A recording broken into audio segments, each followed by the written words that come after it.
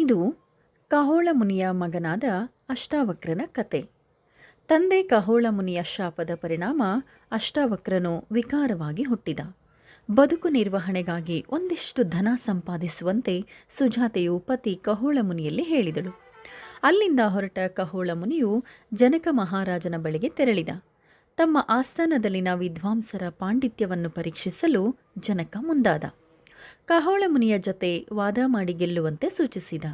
ಗೆದ್ದವರಿಗೆ ಬಹುಮಾನ, ಸೋತವರಿಗೆ ಶಿಕ್ಷೆ ವಿಧಿಸುವ ಪರಿಪಾಠ ಆಗ ಜಾರಿಯಲ್ಲಿತ್ತು. ಜನಕನ ಆಸ್ಥಾನದಲ್ಲಿದ್ದ ಬಂಡಿ ಎನ್ನುವ ವಿದ್ವಾಂಸನ ಎದುರು ವಾದದಲ್ಲಿ ಕಹೋಳ ಮುನಿಗೆ ಸೋಲಾಯಿತು.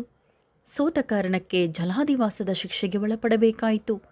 ಇತ್ತ ಪತಿಯ ಅಗಲಿಕೆಯಿಂದ ಸುಜಾತ ನೊಂದುಕೊಂಡಳು. ಆ ಮಧ್ಯೆಯೂ ಪುತ್ರ ಅಷ್ಟಾವಕ್ರನಿಗೆ ಉತ್ತಮ ವಿದ್ಯಾಭ್ಯಾಸಕ್ಕೆ ಅನುವು ಮಾಡಿಕೊಟ್ಟಳು. ವೇದಾಧ್ಯಯನದಲ್ಲಿ ಪಾಂಡಿತ್ಯ ಗಳಿಸಿದ ಅಷ್ಟಾವಕ್ರ ಮಹಾವಿದ್ವಾಂಸನಾದ. ಬೆಳೆದು ದೊಡ್ಡವನಾದ ಮೇಲೆ ತನ್ನ ತಂದೆಗೆ ಬಂದಿರುವ ದುಸ್ಥಿತಿಯನ್ನು ಅಮ್ಮನಿಂದ ಕೇಳಿ ತಿಳಿದುಕೊಂಡ.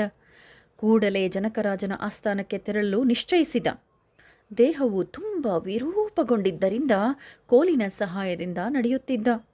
ಜನಕ ಮಹಾರಾಜನ ಆಸ್ಥಾನಕ್ಕೆ ತೆರಳಲು ಅವನಿಗೆ 30 ದಿನಗಳು ಬೇಕಾಯಿತು. ಈ ಪ್ರಯಾಣವು ಸಾಮಾನ್ಯ ದೇಹದ ವ್ಯಕ್ತಿಗೆ ಕೇವಲ 1 ದಿನ ಮಾತ್ರ ಹಿಡಿಯುವಂಥದ್ದು. ಬಹಳ ಕಷ್ಟಪಟ್ಟು ತುಂಬ ನಿಧಾನವಾಗಿ ಹೆಜ್ಜೆ ಹಾಕಿದ. ಅಂತಿಮವಾಗಿ ಜನಕನ ಆಸ್ಥಾನವನ್ನು ತಲುಪಿದ. ಜನಕ ಮಹಾರಾಜನು ವೇದಗಳಲ್ಲಿ ಪಾಂಡಿತ್ಯ ಹೊಂದಿದ್ದ. ಅವನ ಆಸ್ಥಾನದಲ್ಲಿ ವಿದ್ವಾಂಸರ ಸಮೂಹವೇ ಇತ್ತು. ಆಸ್ಥಾನದಲ್ಲಿ ನಡೆಯುತ್ತಿದ್ದ ಬೌದ್ಧಿಕ ಮತ್ತು ತಾತ್ವಿಕ ಚರ್ಚೆಗಳಿಗಾಗಿ ಅಲ್ಲಿಗೆ ಅನೇಕ ವಿದ್ವಾಂಸರು, ಆತ್ಮಸಾಕ್ಷಾತ್ಕಾರ ಪಡೆದ ವ್ಯಕ್ತಿಗಳು ಬರುತ್ತಿದ್ದರು. ಅಷ್ಟಾವಕ್ರನು ಆಸ್ಥಾನವನ್ನು ಪ್ರವೇಶಿಸಿದ. ಆಗ ಎಲ್ಲರೂ ಅವನನ್ನು ನೋಡಿ ನಗಲು ಪ್ರಾರಂಭಿಸಿದರು. ಅರೇ, ಅವನನ್ನು ನೋಡಿ, ಅವನ ದೇಹವು ತುಂಬ ವಕ್ರವಾಗಿದೆ. ಅವನು ಎಷ್ಟು ಕೊಳಕು ಮತ್ತು ವಕ್ರನಾಗಿದ್ದಾನೆ ನೋಡಿ. ಅವನ ಪಾದಗಳು ಅವನ ದೇಹದ ಉಳಿದ ಭಾಗಗಳಂತೆ ಹೇಗೆ ವಕ್ರವಾಗಿವೆ ಎಂಬುದನ್ನು ನೋಡಿ.